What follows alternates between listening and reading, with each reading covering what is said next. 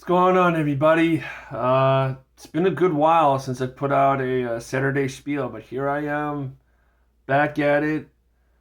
It's been a while. It's been a good while. I want to say I'm close to, if not at 70 episodes or close to thereof. Um, so by the grace of God.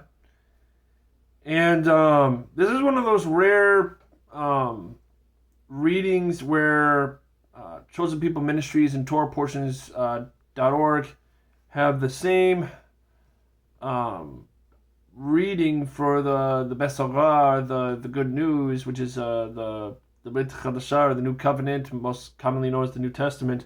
And it's one of those rare times that the passages in the New Testament agree with both organizations. For those of you who don't know, I am Bobby Bookworm, or Bobby G. I am a Messianic Jew or Jewish Christian, depending on who you talk to. The lingo is essentially the same. But anyway, the reading for this week is called Parashat Behar. Parashat meaning portion, and Behar meaning on the mountains. And the reading is Leviticus chapter 25, verse 1 to chapter 26, verse 2. Jeremiah for the Haftorah, which is Jeremiah chapter 32, verse 6 through 27.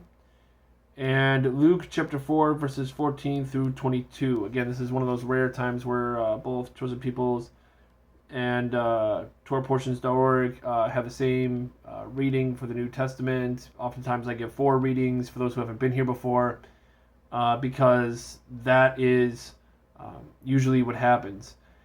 And given the times that we live in, I think it's important to point out that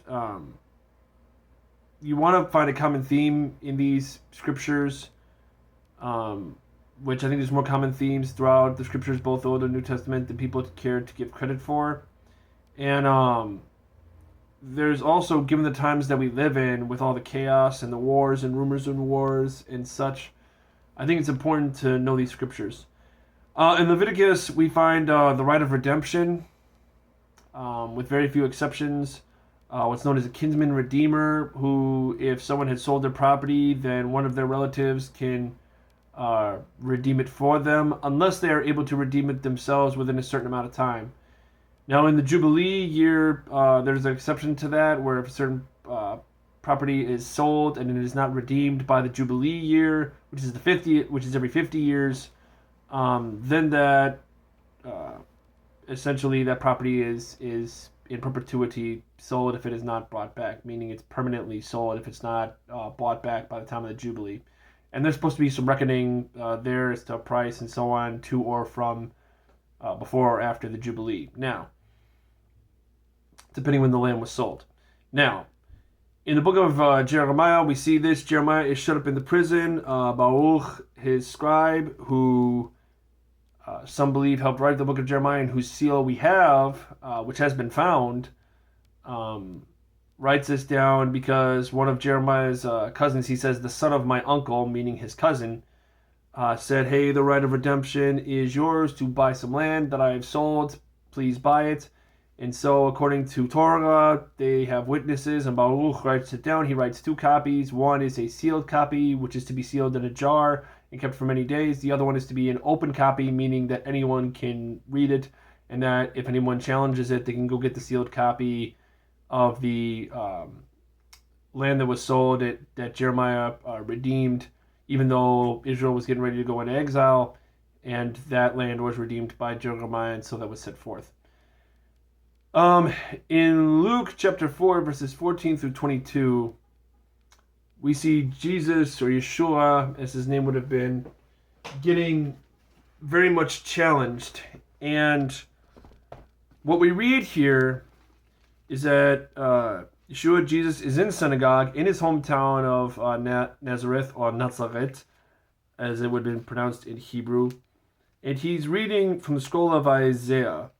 And he reads a particular passage that gets people's attention. And this is the passage that he reads when he goes into synagogue in Luke chapter 14. If I can just get this here.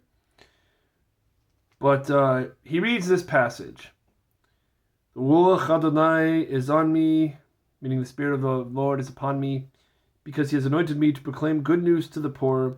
He has sent me to proclaim release to the captives and recover the sight to the blind, to set free the oppressed, and to proclaim the year of the Lord's favor. Essentially, what he's talking about is redemption. But we're not talking about redemption of land in this case. We're talking about the redemption of the people of God.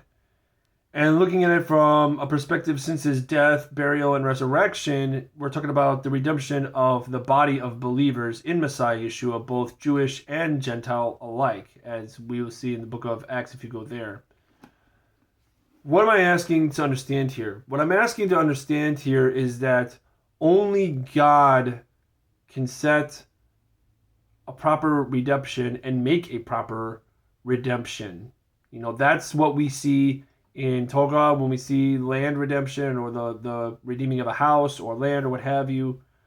And then we see that being played out in Jeremiah. We actually see an actual example of that. And there's a couple other examples, Ruth being one, the book of Ruth being another one about having a kinsman redeemer, and Boaz, who is also a descendant, as is Ruth, of Messiah Yeshua. And so this we see that only God can set what is right to redeem, and God is going to redeem all things. But again, the thing about the Jubilee year that's important is that if something wasn't redeemed by the year of Jubilee, it was permanently sold off and could never be redeemed again. Meaning there's a set time for things to be redeemed, and then that's it. After that time has passed. So when the second coming of our Messiah happens, time of redemption is over. There's time until he returns at a second coming, which when he's going to come again, I mean, there are people who are pre, mid, or post-trib. For those who are not familiar with Christianese, some believe Jesus is going to come before the 7 years of tribulation, some in the middle, some afterwards.